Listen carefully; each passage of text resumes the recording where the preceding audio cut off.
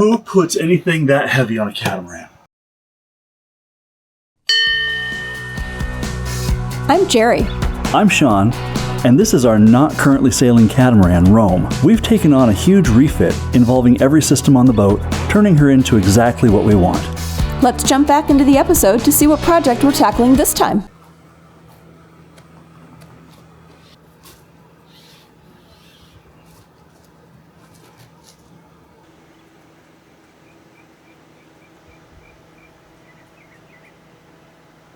We've mentioned that this refit is almost entirely systems, and there is almost nothing cosmetic or remotely pretty, with one major exception. And that is because we are replacing all of the appliances.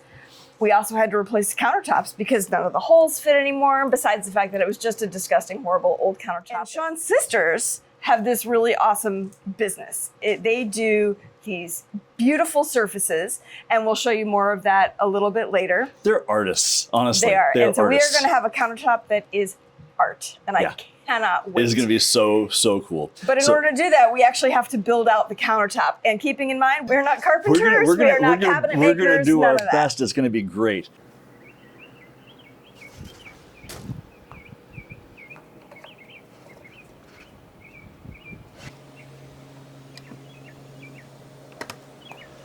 All right, well.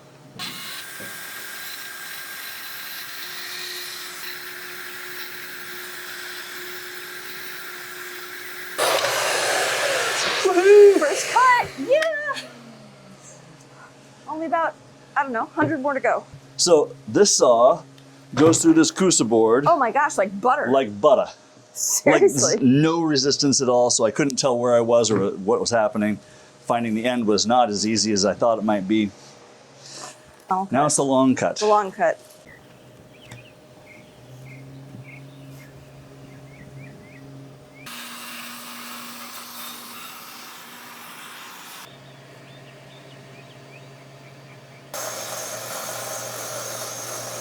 All right, first piece cut out. Let's take it up and see how it fits.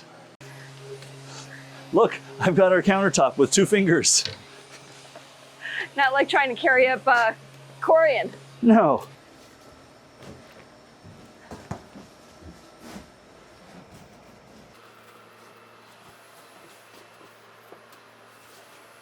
That looks pretty good.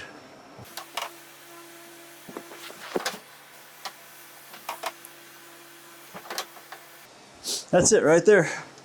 Do we need to do any trimming or are we good? No. Oh my God. Really? Yeah. That's square. That's square. Oh my gosh. Yeah, that's it. Well done.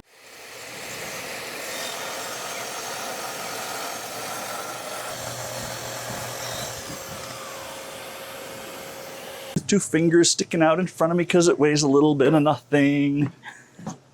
Ha ha ha. I'm really excited about this weight thing. Too high. Yeah.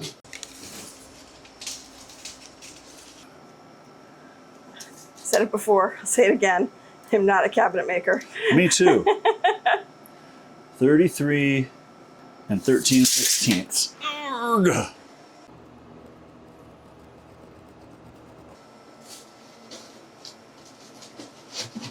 Oh, sweet. Oh, it's just right. That's pretty good, isn't it? Perfect. Yep. Lovely. I think that'll do. Okay, so far so good. I think we're up to measure 10 times cut once at this point, not 5. That was not enough. 10. 10 sounds good.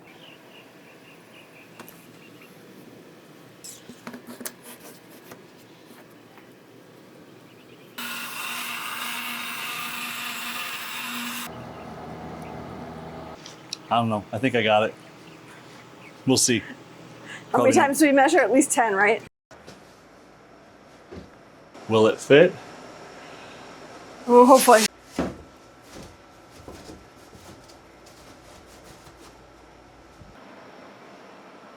Well, we have countertops and drop edges in place, dry fit. This is big time awesome. It's a pretty big day. We are cutting fiberglass for the countertop. This is all happening really quickly. Finally, something's happening quickly. We've made such good progress this week. This is the first set of cuts. I've got, well, 1, 2, 3, 4, 5 cuts to make on this sheet. And then we can test fit it. And then I know I've got at least 2 more cuts to make after that. But we're gonna get probably 3, maybe 4 major pieces of glass cut today and put on the countertops before it gets to be unbearably hot and humid.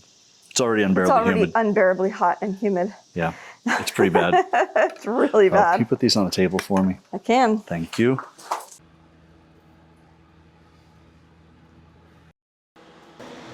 $43 there.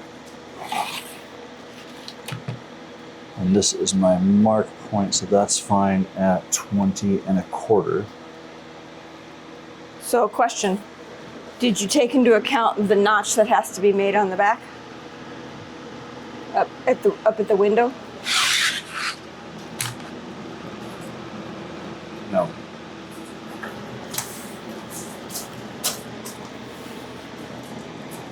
Nice catch. Yay.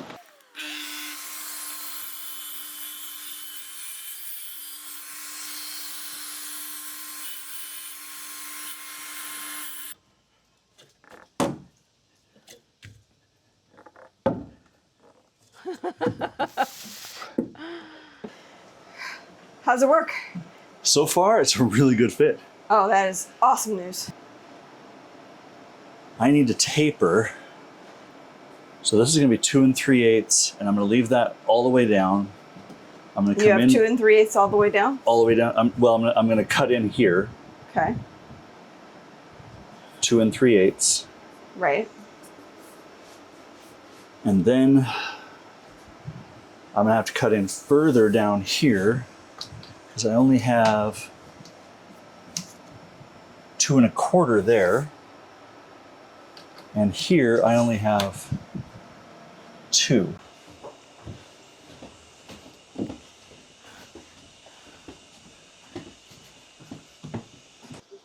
My head just isn't flat on top. Nobody's head is flat on top. Oh. You say that, but mine's really not flat.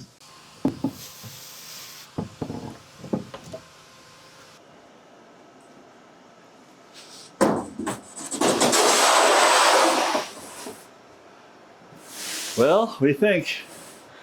A moment of Fingers truth. crossed.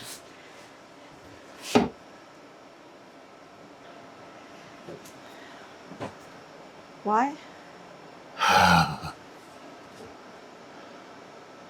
Why what? This? Yeah.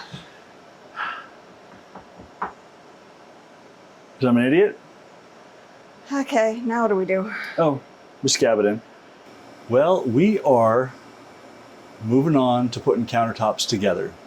We've cut all the pieces, we've done all the roughing and dry fitting, and everything fits. Now we've masked off all of the galley and the floor so that if we have epoxy drips, which we will, they won't get on things we care about. So now we're on to doing the biscuit joins on the surface of the Coosa, and we'll put the whole thing together, start gluing and clamping. Well, because we're not finished contractors or carpenters, there's probably more messing around than there would otherwise There's be. a lot of messing around to get it lined up. I'm just going to call it fiddly. It's very fiddly. Very fiddly.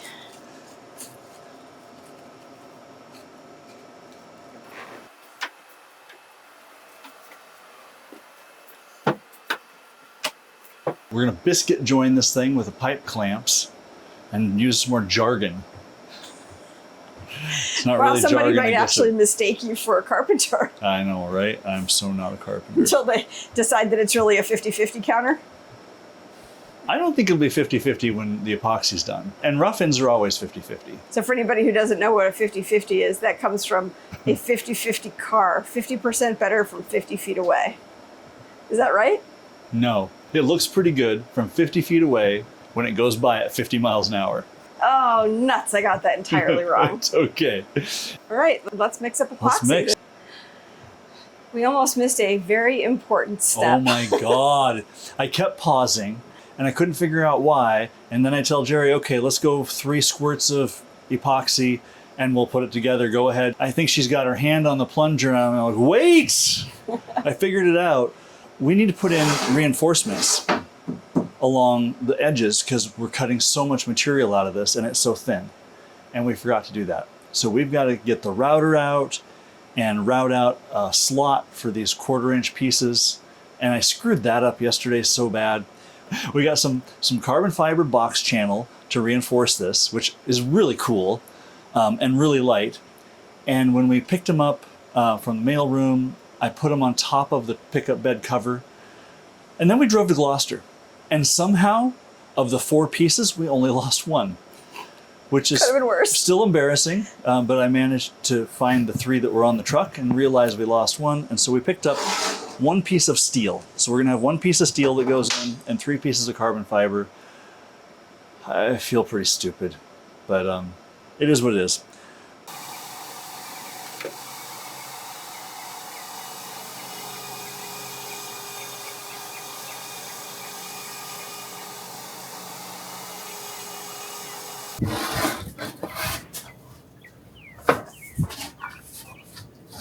Oh, that's lovely. That's it.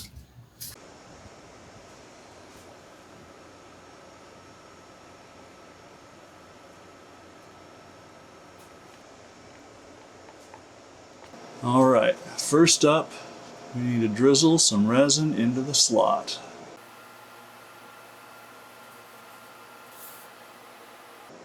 This feels like real progress. Yes, it does. Actually putting something together.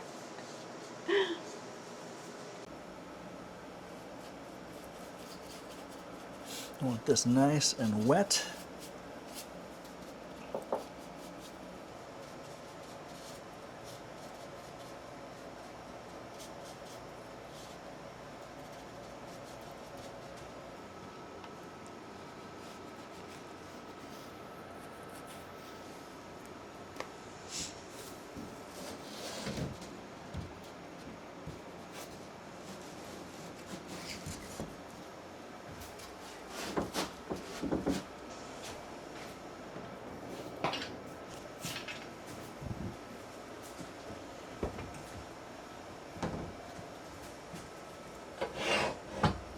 I'm making sure that the seam has plenty of resin on it, so if there are any voids, it can drain in there.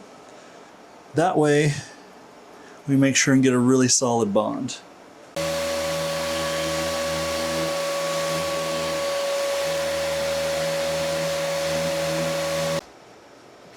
Well, I'm not disappointed at how this is coming out.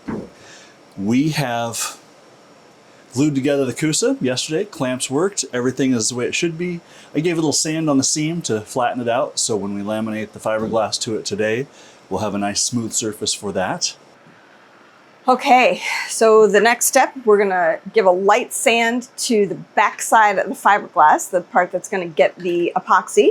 And I'm going to be super careful about wearing gloves for the rest of the day because the very first thing I did today was give myself a nice little fiberglass splinter. I don't know if you can see that, probably not. But I will assure you, it's there. I cannot get it out.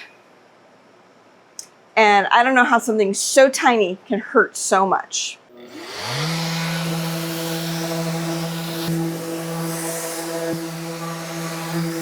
Oh, this is exciting. We're ready to start doing the epoxy and laminating the fiberglass sheet to the Coosa board to make it nice and stiff and hard and.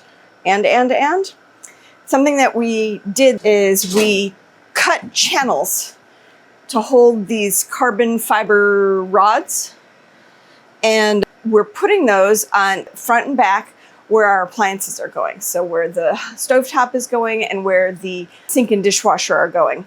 We are taking advantage of every last centimeter, millimeter, every last little bit of space available to us. So if we didn't strengthen it with the rods, we would be risking breaking it when we cut out the holes for the appliances. And it would be a damn shame if we broke it after all of this work. So we're being very careful.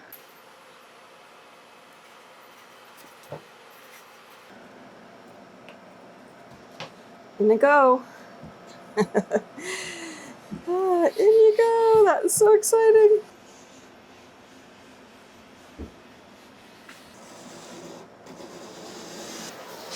So we're using fast hardener. So this has a limited window of opportunity here. So everything this morning is super fast.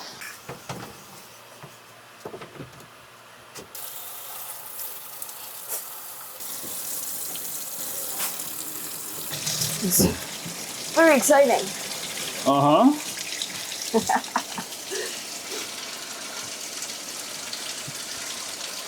Extremely exciting. Okay, we're entirely laminated, but we've got to get this OSB off of the fiberglass, and that requires prying, and that always makes me a little nervous, but it's the only way to do it.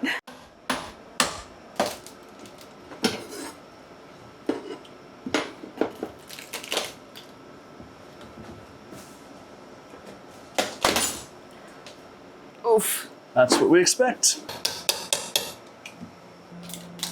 If you ever wondered which is stronger, definitely fiberglass. OSB, very squishy.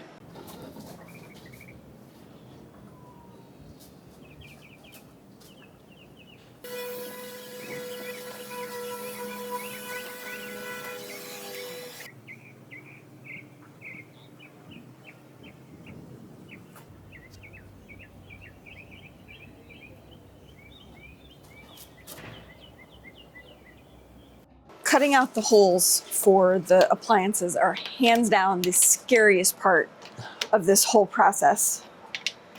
And we really have exactly one shot to get it right. It's the point of no return, kind of, except at the end of the day, it's fiberglass and Coosa. We could patch it, but what a pain in the ass that would be. Go for it.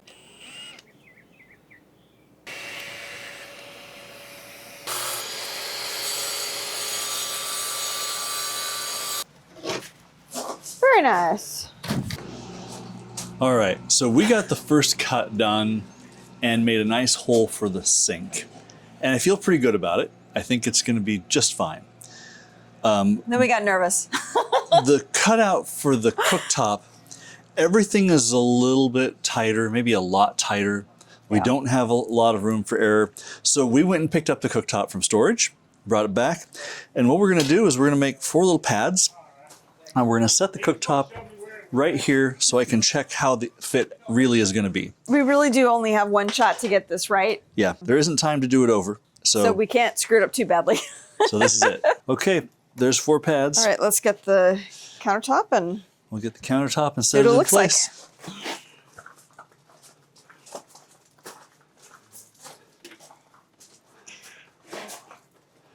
Okay.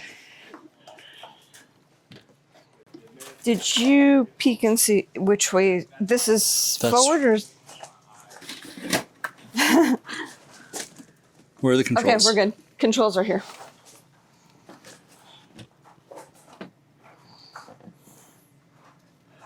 That's about a 1/2 inch from the front, and that's about a 1/2 inch from the back. So there's not a lot of room, No. which we knew. We're not going to be able to flush mount this. There's not enough room. That was a win-lose. We have to send it back. The one that we opened and had shipped to us had clearly been at a bare minimum installed before, if not used. It looks to me like it was installed as a demo in a kitchen center is my guess. There are scratches on the top. Yeah. The wires were clearly put in a wire nut. However, but we did discover that it will fit in the space It'll fit. and that it's properly drawn. Yep. So continuing on. Continuing on. We will just replace it with exactly the same model that we are sending back. Yeah. All Time right, to cut. let's cut.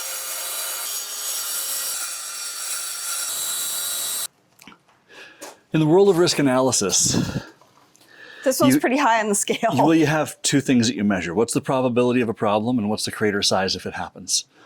And so in our situation, we have 1 1/4 inches and 2 inches, give or take. A little less than 2 inches? of support in here. We have a steel rod in here and carbon fiber in here, which makes it stronger. However, look at how flexible this is. Still quite flexy. Now, all the material that was in here that was giving us strength and rigidity, it's gone.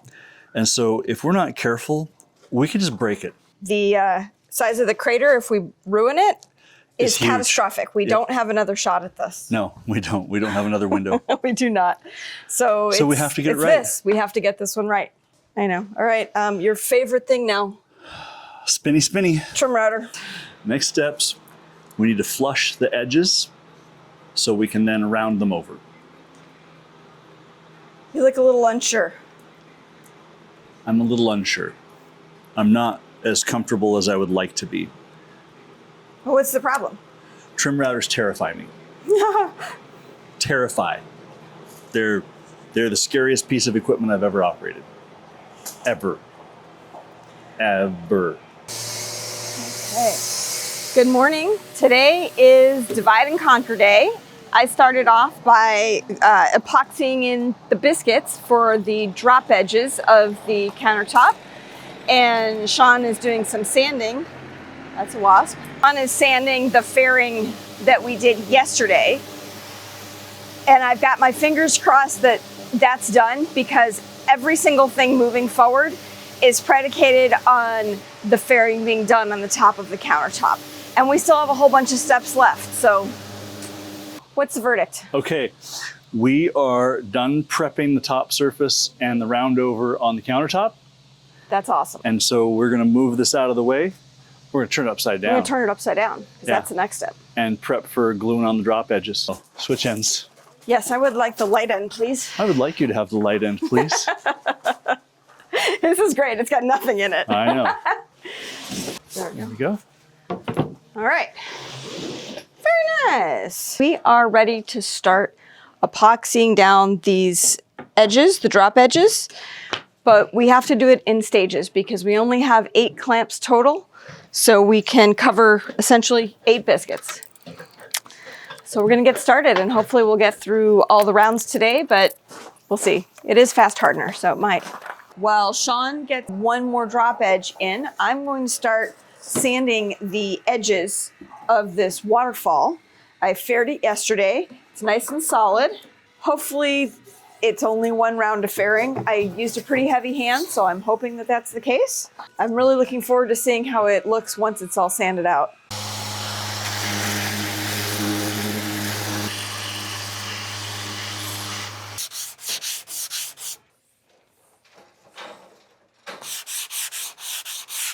The rest of this is really fine detail-y work. So we're using the hand sander, the little flex sander, to take all the fairing down to flat. From what I'm seeing so far, this fairing is going to require at least 2 goes, in some cases 3, and every day we fair, that's pushing back priming and painting another day. So I'm going to hope to get this as good as possible. It's a tiny bit frustrating, I'll admit it, but it is what it is.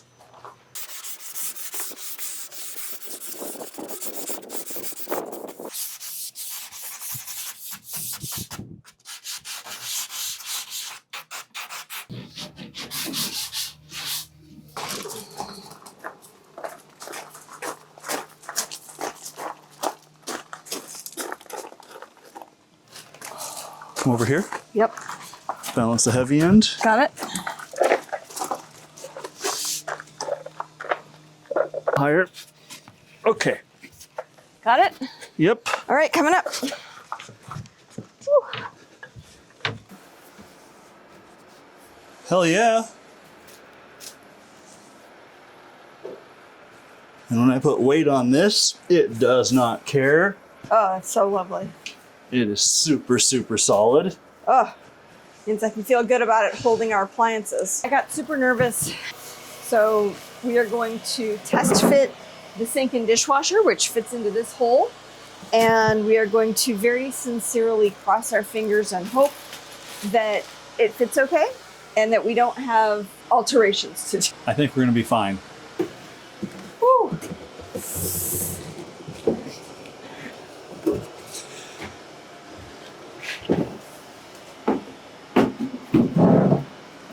Oh no.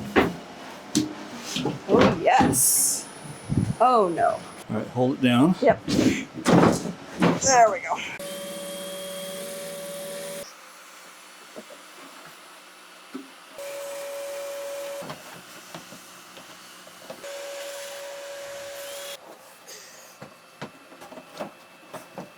I think this is gorgeous. I think it's beautiful. I think this is going to be so perfect.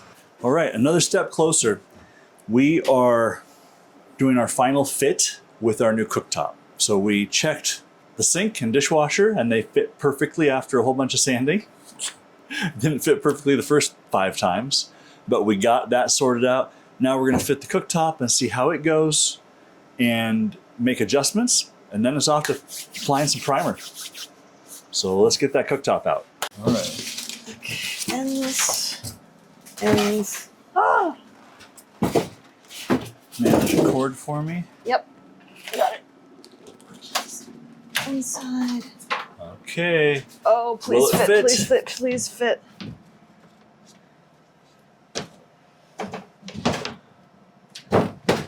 Oh my gosh. Yes! How do you like that? God, it's beautiful. Isn't that gorgeous? Okay, so for anybody who watched our episode where we did destructive testing on our potential cooktop, our original plan was to basically mount this underneath and have the epoxy on top and use a silicone mat to divert the heat. And we chickened out. We didn't chicken out. I got a little nervous and we didn't I got a little nervous too. Good. Not just me. The thing is, we didn't have the time or the materials to do any long-term testing. If we'd been able to test it using it every day for 2 months, I would have felt a lot more comfortable. But we are putting a lot of resources into this, both financially and effort. I'm just unwilling to ruin it in a month. So we decided to go ahead and top mount it. And oh my God, I cannot believe how perfect this hole is. Okay, primer has induced. Got 2 cups ready to go. Whew, here we go.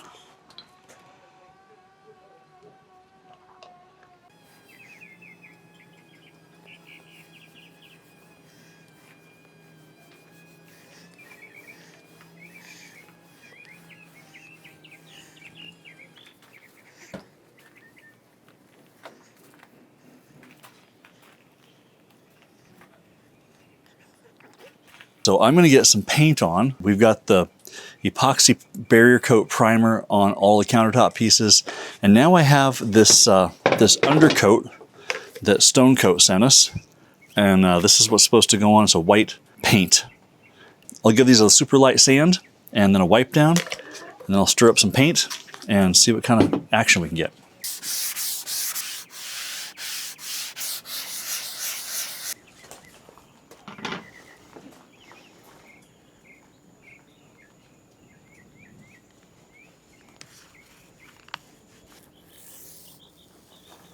Right, on to the big pieces.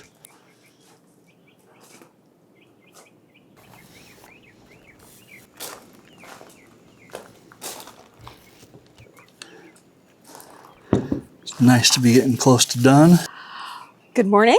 We are back for the final step in getting these countertops ready. Yesterday afternoon, Sean came back over to the yard to put on a coat of undercoat, which is a specific product from Stone Coat counters, and it works with the epoxy that we're gonna pour on top to make it pretty. And I think you can see that with the with the gray primer underneath, this desperately needed 2 coats. It might even need 3. We'll have to see. Fortunately, it dries really fast. But I'm gonna show you what this looks like with only 1 coat, and I think you'll be able to tell that the coverage is not great. I don't know if this actually shows up very well on camera, but it is very, very patchy. I can see gray through here and through here.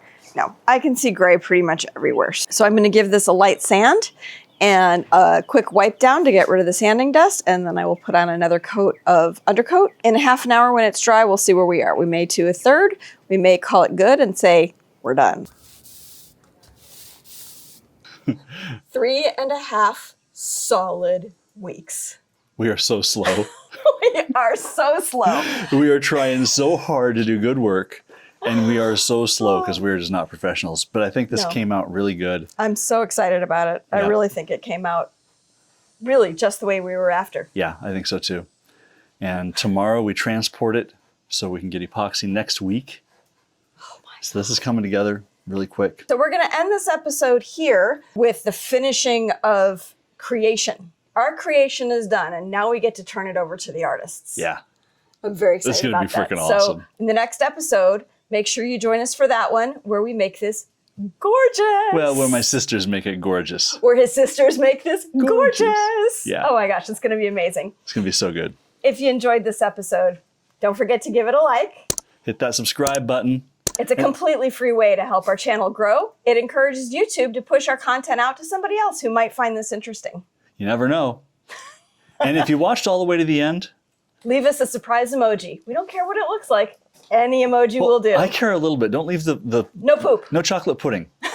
No poop. No chocolate pudding emoji. But the others.